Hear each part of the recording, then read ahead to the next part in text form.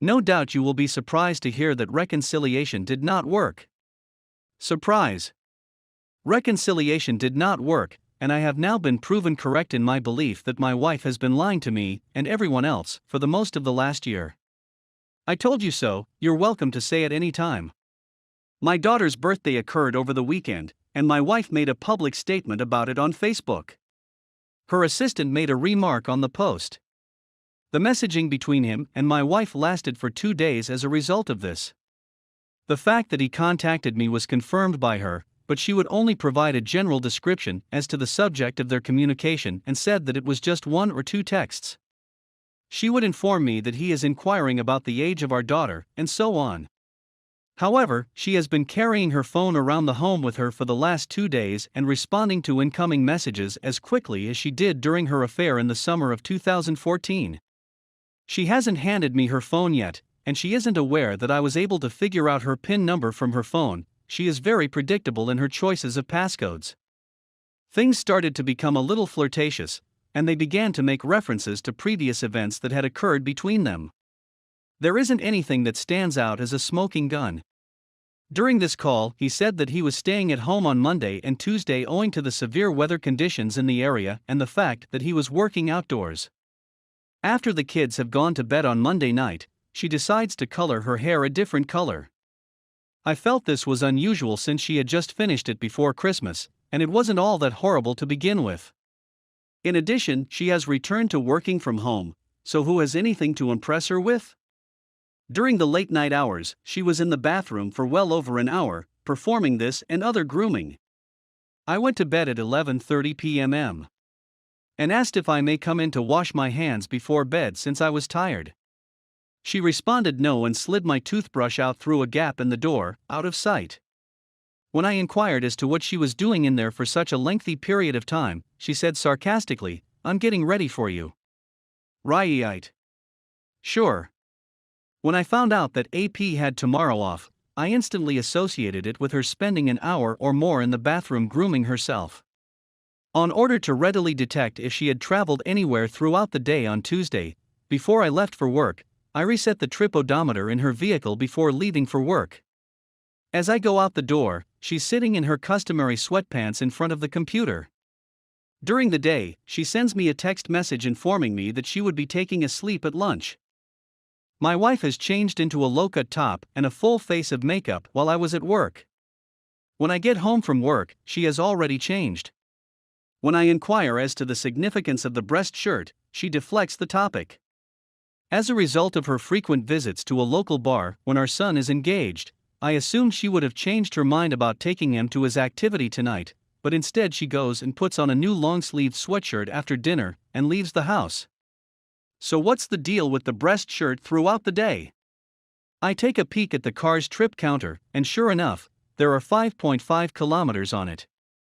When I asked her about her day, she didn't say that she was going anyplace. I assumed they had gone out to lunch since a certain restaurant is 2.5 kilometers distant plus an additional kilometer.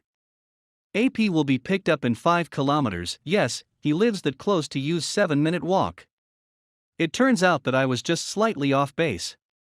Instead of eating lunch, she went to get some tea and then went to his residence, where she watched TV and had sex. At long last, justice has been served. My feelings are really not that wounded at all. I had low expectations to begin with, based on her lack of remorse, blame shifting, and outright lying. I have a sigh of relief, knowing that I am not, in fact, going insane. I put in my best effort, and then she goes and does this. I'm disappointed. It's over, and I mean that in the best possible way. Earlier in the weekend, she had inquired as to what I needed to do in order for you not to divorce me. That's simple, I just said that we should not welcome other males into our relationship. We've come to this point after 2 days. At this point, I don't even believe it's worth it to try to reason with her. I'm not going to tell her how I found out all of this information. In the meanwhile, I'm going to wait a couple of days, and then on Friday, after work, I'm going to go to a friend's home and remain there until at least Monday morning. I'll send her a text message on Friday afternoon to let her know what I'm planning. Not even giving her a chance to dribble her poison into my ear is something I'm willing to do. I'm going to block her so she won't be able to contact me in the first place. I'm considering informing her mother, father, and sister as well as her. At this point, only her sister and father are aware of the scenario, which she describes as all a dream and nothing more on the internet and solely from her perspective. Ideally, I'd say something along the lines of, "I'm sorry to have to tell you this, but Name has been lying to me and to you the whole time." Despite our efforts to reconcile, she met Name on Tuesday and had sexual relations with him. I'm going to start the divorce process. Thank you for including me as a member of your family and for your many previous acts of kindness. Please be there for her and the children through whatever comes next. Have a good time in your life. To this point, no one has heard a word from me regarding this scenario, and so I'd want to question her control of the narrative in a little way, particularly among people who are closest to us. At the very least, I can claim that I tried. Despite my lack of hope, I was making an honest effort, and even she acknowledged that things were improving when she spoke to me and some of her friends. Then she goes back to her room and does it all over again. It is impossible for me to bear any guilt for my wife's infidelity now since I have dedicated myself to reconciliation while she has obviously chosen not to do so. This time, though, the blame is on her shoulders. And with that, I'm finished. I shall not be making any additional attempts on her behalf in the future. She has plainly proved that she is just not worth the time and energy invested. Update. I couldn't keep it together any longer. It was necessary for me to inform her. In the late afternoon of Sunday, she went out with a friend and texted me while she was gone. She informed me that she had been in communication with AP, and that she wanted to share this information with me, for the purpose of openness. I responded by texting that she was disinterested in openness, that I was through, and that I would be relocating into the basement with my belongings. What I said was a subtle suggestion that anything was up. I also warned her that she was not free to do whatever she pleased during her lunch breaks. She returned home, dropped the kids off at Grandpa's, and then came back.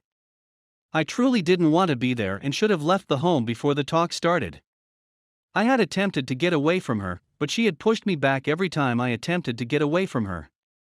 It took me 2 hours to get out of the other room because she continued to harass me from the other side. She would not confess to anything that I had not previously informed her that I was aware of, which resulted in the tale constantly altering. At first, I said no, since I didn't go anyplace for lunch, but then Johan se Bana said yes, because I went, and I had tea and so on. I ended up telling her that I was well aware of what they were up to. She, on the other hand, continues to maintain that she did not have relations with him. She had her period, which is correct, she doesn't perform, which is incorrect, and all of that grooming was done for me. Indeed. I, on the other hand, had heard everything and had informed her. According to him, the slurping sound is the sound of the two of them sipping tea, and the moaning and groaning is the sound of his asthma. In addition, when he asks, what would his reaction be if he found out you were here sucking my, and she responds, oh, he wouldn't be pleased.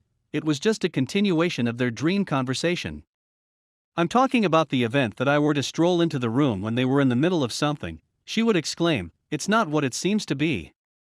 In fact, she said at one point that it is not what it seems to be. Anyway, I informed her that I need more room.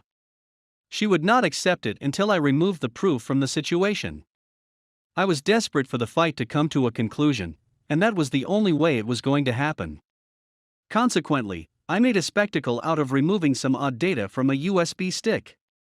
She is quite distraught today, and she has been attempting to entice me back in by telling me she is oh so sorry she made the mistake of coming over there, but that she did nothing when she was over there.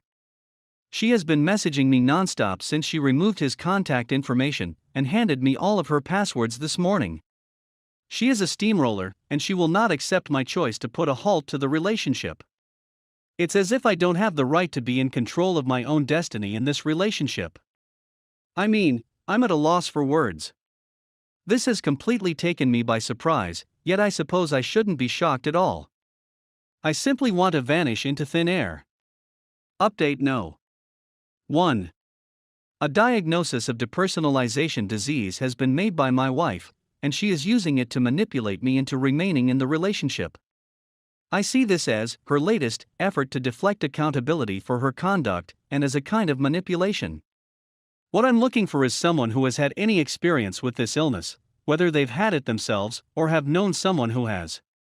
Can you tell me how this disease interacts with infidelity? It is unclear if it is the cause of infidelity or whether persons who have it are more prone to it. Do they seem to be less in command of their actions? It's simply not believable to me. My wife has been engaging in her actions for the last 6 months, and it seems that she has done so with intentional complete control.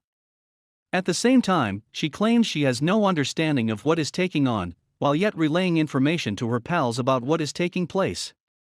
I have no intention of ingesting this, so please don't bother. Is it okay to use mental illness as a reason to cheat? Somehow, I have my doubts. I am still trapped in the home with her, which means I am vulnerable to her manipulations even as I am gray rocking to the best of my ability. During the last time she attempted to pass this off on me, she practically sat on me in order to keep me down and prevent me from leaving her. Do you have any thoughts? Correction, I should include some background information. She claims that she has been receiving therapy for this with a psychiatrist for the last 2 years, and that she is also taking a prescription for it, lamotrigine. I am aware that she has been seeing a psychiatrist for a time, but she has previously informed me that she was seeing him for her sadness. The fact that she is suffering depersonalization is the first time I've heard of it. One of the issues I'm having is that, if I am, as she says, the root cause of everything, why didn't she or her doctor include me in any of it? Counseling for couples and so on?